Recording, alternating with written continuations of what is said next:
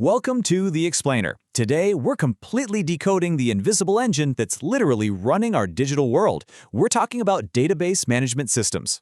Think about this for a second. You're at a huge national supermarket on a busy Saturday. The lines are crazy long. Cashiers are scanning items at lightning speed. Beep, beep, beep. Every single one of those beeps is a transaction.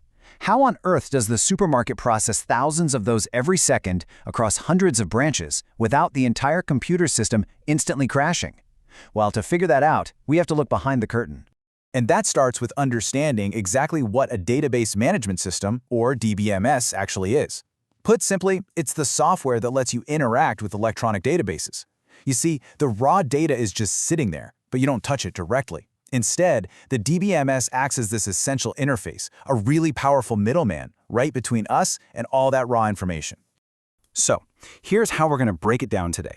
First, we'll decode what a DBMS actually does. Then, we'll compare small desktop setups to massive server databases.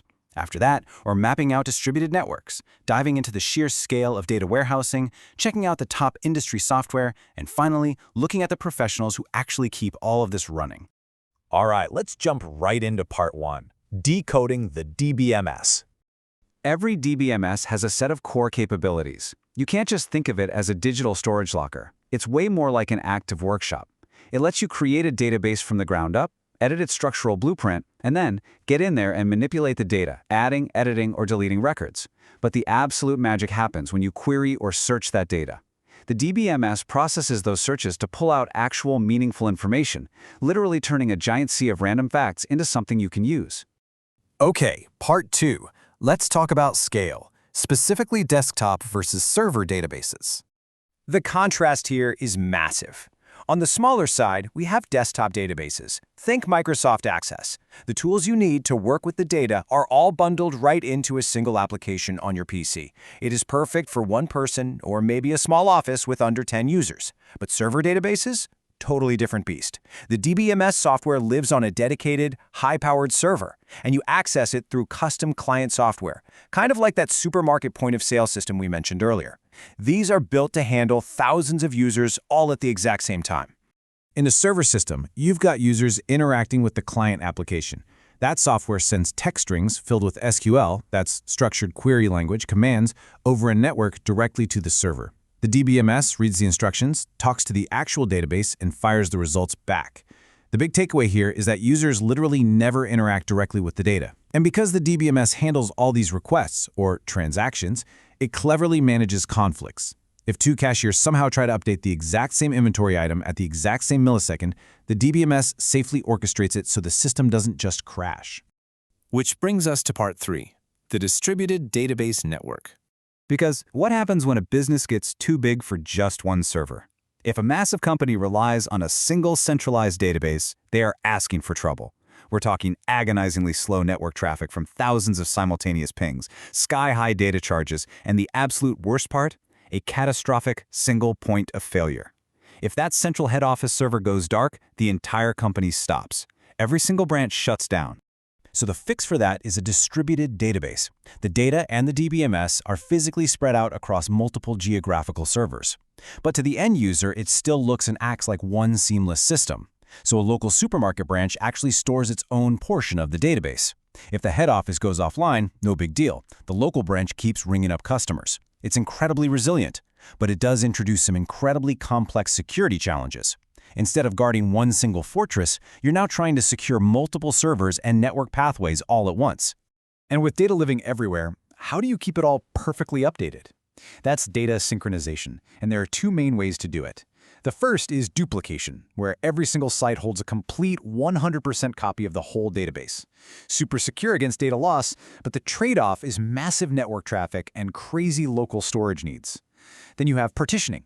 This is where each site only manages its own specific local data, and then uploads it to a central database in a scheduled batch process, like, say, syncing everything at 11 p.m. every night. Saves a ton of space, but it definitely requires some very careful coordination. Moving into part 4, data warehousing and mining. Enormous global corporations need more than just a list of daily transactions. They need deep strategic insights. So they use a data warehouse. This is a central repository, basically a super database that pulls together data from all those distributed servers all over the planet. And why build a super database? For data mining. This is where companies sift through colossal amounts of integrated info to find hidden patterns, complex relationships, and brand new market trends that will ultimately dictate their entire global strategy. Now for Part 5, Top Database Management Software.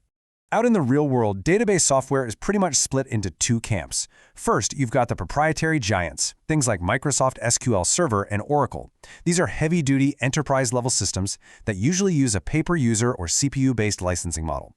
But on the flip side, you have some incredibly robust open-source platforms like PostgreSQL and MySQL. Actually, MySQL is the most widely used open-source relational database on the planet. It powers massive platforms that you use every single day, like Wikipedia, Facebook, and YouTube. It really just proves that top-tier, global-scale database management doesn't always require a massive licensing fee. Finally, Part 6, Careers in Database Management. Let's look at the human element.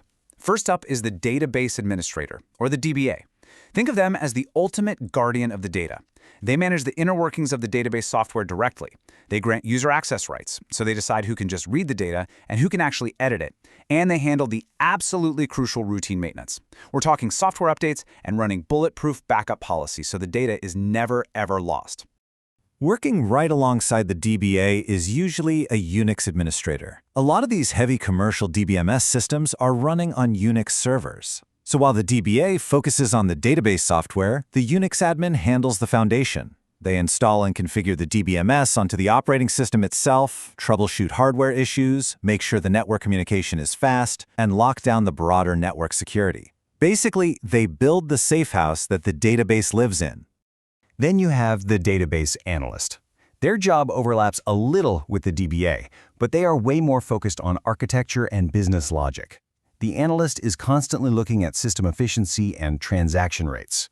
If the company decides they need a totally new feature, the analyst steps in as this crucial bridge between the everyday business users and the technical creators, figuring out exactly what underlying structural changes are needed in the database to make those business goals happen.